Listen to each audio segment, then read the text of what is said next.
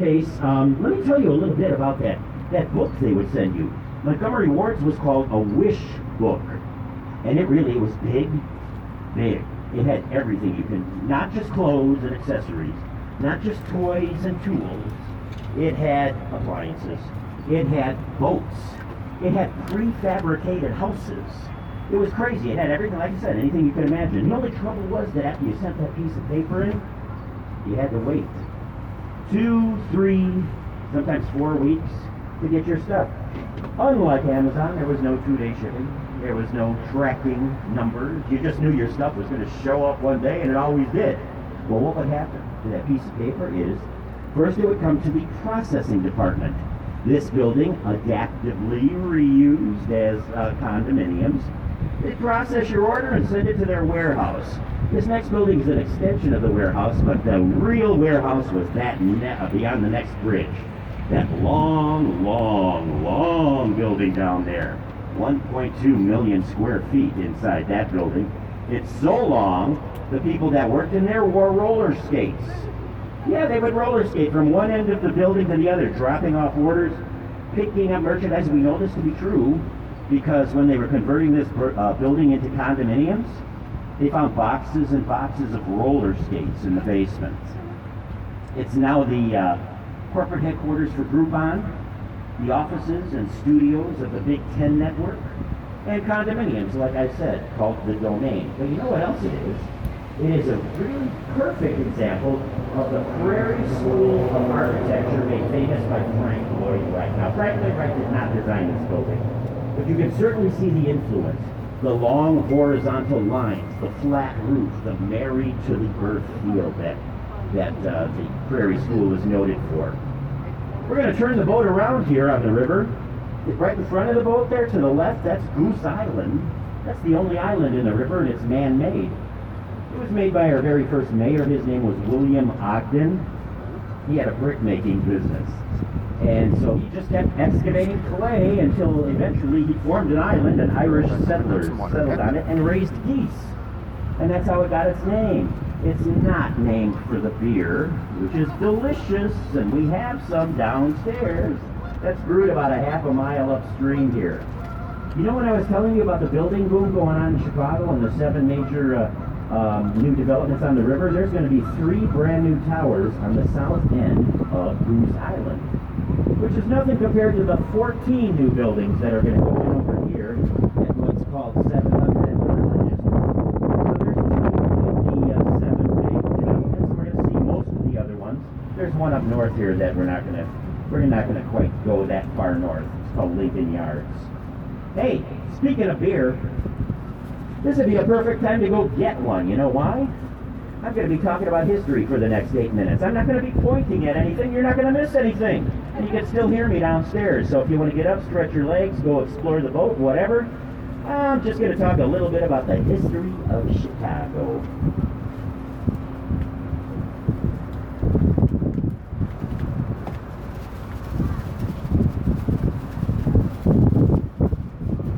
So there were these 2 French guys in a canoe.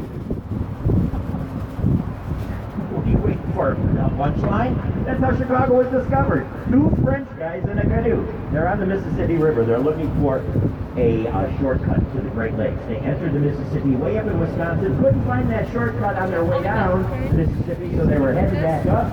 Met some nice Native Americans in western Illinois who said, hey, we'll show you a shortcut. So they take it through this river system. They portage them across this piece of land. They dump them in the Chicago River. A couple hours later, they see Lake Michigan, and they're like, wow, that really was short. You know, if you cut a canal through that area, we just portaged across a great city right up on this spot. And they were right about the great city. It only took us 200 years to build the canal. But people believed that, and they started showing up in earnest around the 1800s. So the Army in 1803 built the Fort Dearborn to protect the new citizens. In 1803, we had about 300 people here. But by 1830, we had 3,000. By 1850, we had 30,000. By 1870, we had 300,000 people in Chicago. But then something happened that interrupted our growth. There's a rumor that over on West Dakota Street, a little old Irish lady by the name of Mrs. O'Leary went out on the evening of October 8, 1871 to milk her cow, Daisy. And supposedly, Daisy got a little rambunctious, kicked over Mrs. O'Leary's lantern, and started her barn on fire, which started her house on fire, which started her neighborhood on fire, which started the Great Chicago Fire of 1871. Before I tell you about that fire, and it was pretty devastating, I gotta clear something up. That story I just told you about Mrs. O'Leary and her cow, it's not true. And the reason we know it's not true, well, a journalist on his deathbed admitted to making the story up to sell newspapers. Can you imagine anybody doing anything like that? Honestly. Well, the fire itself was pretty devastating. I mean, if I could snap my fingers and take us back to that date, October 8, 1871, you'd be in the middle of that fire right now. Everything around us would be huge walls of flames. You have to understand, back in those days, everything was made of wood. The streets, the sidewalks, the buildings, there were lumber yards, everyone. It was a recipe for disaster. Whatever caused that fire, it burned hot, it burned fast, and it was flamed by fierce prairie winds. It burned for 3 days. It burned 4.5 miles of the city down. It left a third of the population homeless, and it killed 300 people. And by the time it was over, everybody said, that's it. Chicago's done, they've had it, no way are they bouncing back from this. We got another nickname. We're called the City of Big Shoulders. You know what we did? We gathered together all the debris from that fire. We pushed it out into the lake. We made our city bigger. You're going to see buildings built on the ashes of the Great Chicago Fire a little later on in our journey. And then we rebuilt our city in 22 years. Well, we were pretty proud of that. We wanted to show the world what we'd accomplished, but that's kind of hard to do in the 1890s. No TV, no internet. But there were World's Fairs. We got wind of one that was being planned. It was called the World's Colombian Exhibition of 1893. And we thought, you know, a World's Fair, that would bring people to Chicago. I mean, Paris just had one 6 years prior, and they unveiled the Eiffel Tower. Everybody was still talking about that. So we sent our best politicians to the East Coast to lobby for that fair. They lobbied hard, because we got another nickname out of it. Somebody wrote, is anybody else sick of those blowhards from Chicago blathering on about how great their city is? What a bunch of windy windbags. And yes, that's how we got our nickname, the Windy City, from our blowhard politicians. But they got us the fair, and it was awesome. Over on the south side of Chicago, 866 acres, 200 buildings, all painted white, all illuminated with that new fangled electricity. It was called the White City, and half the population of the United States came to that fair, as well as people from all over the world. Oh, and we also had our own Eiffel Tower, but it wasn't a tower, it was the world's very first Ferris Wheel. That was invented by George Ferris of Pittsburgh, Pennsylvania. Well, you know, one other really important thing happened in the 1800s. I'm going to save that for the South Branch of the Chicago River, okay? I'll remind you when we get down there. I'm going to jump ahead into the 1900s. We had another World's Fair in 1933. Notable for a lot of scientific advancements, but mostly because it's where they played the very first baseball all-star game at Comiskey Park. And then in 1992, we had something really crazy happen right by this bridge. See those logs right there in front of the bridge? Those are meant to protect the bridge from runaway barges. Well, to put those things in, you got to pound them into the riverbed. Well, they were pounding these into the riverbed in 1992, and somebody neglected to tell them that there were 62 miles of tunnels underneath the city of Chicago. And yes, they punctured a tunnel. The next morning, everybody showed up for work, and all the buildings downtown were filling up with water. Nobody could figure out where it was coming from. It wasn't until they saw fish flopping around on the floor of the Thompson Center that they realized it was coming from the river. By then, they found the whirlpool, and they're throwing mattresses, and they're throwing everything they can get their hands on into that hole to try to plug it up. But the damage was done, $2 billion worth of damage, and it took 6 months to clean up that mess. Isn't this a beauty, by the way? This is a national landmark. This reminds us that even though the river is how we were discovered, the railroad built Chicago. We owe everything to the rail system. We became the rail capital of the country. We still are in many respects. And because we were in the middle of the country, a lot of people moved here. They moved their families. They moved their businesses here. It became the engines of our prosperity. So when it came time to build our big buildings, we did not move the railroad tracks out of the way. They were too important to us. We built around them.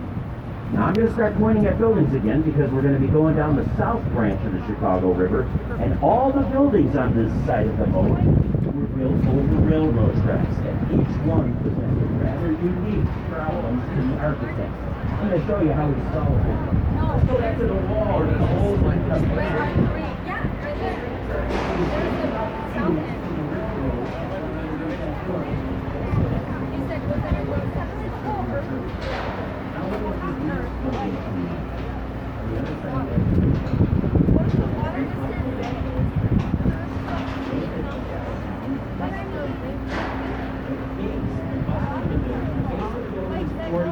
Look, it's the Bank of America.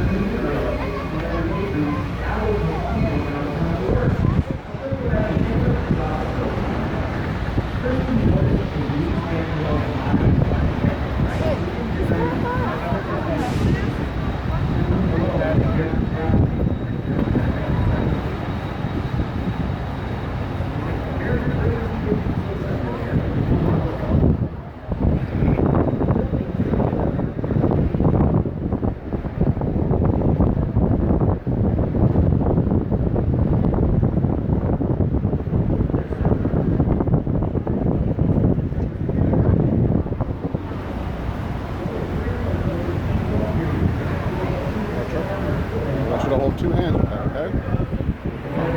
Oh God. Huh?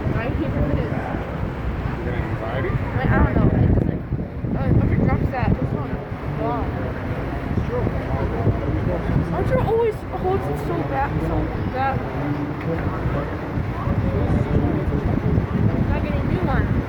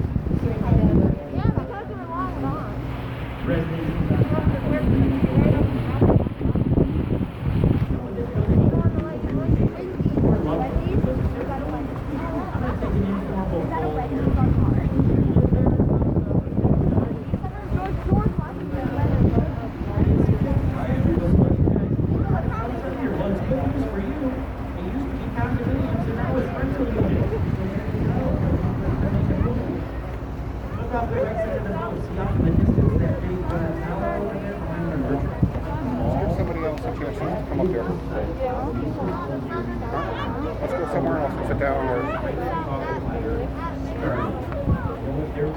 no, somewhere else. Chicago firefighters. Hey, by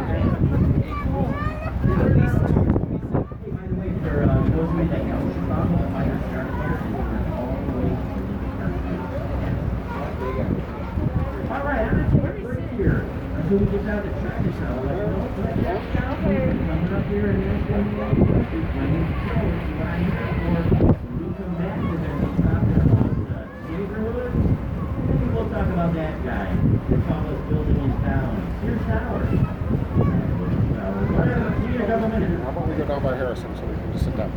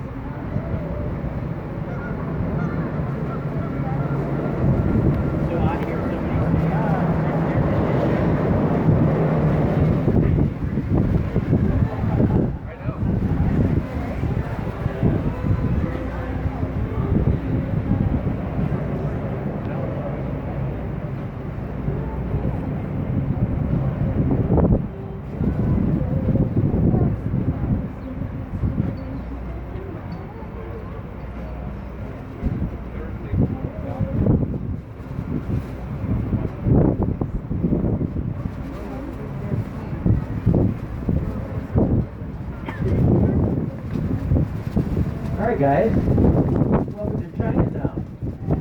And the south side of Chicago, the minute you passed underneath that 18th Street Bridge, there was no question about it. No more South Loop here, you're on the south side now. I'm going to talk about a couple things first. I want to point out this beautiful lift bridge right here.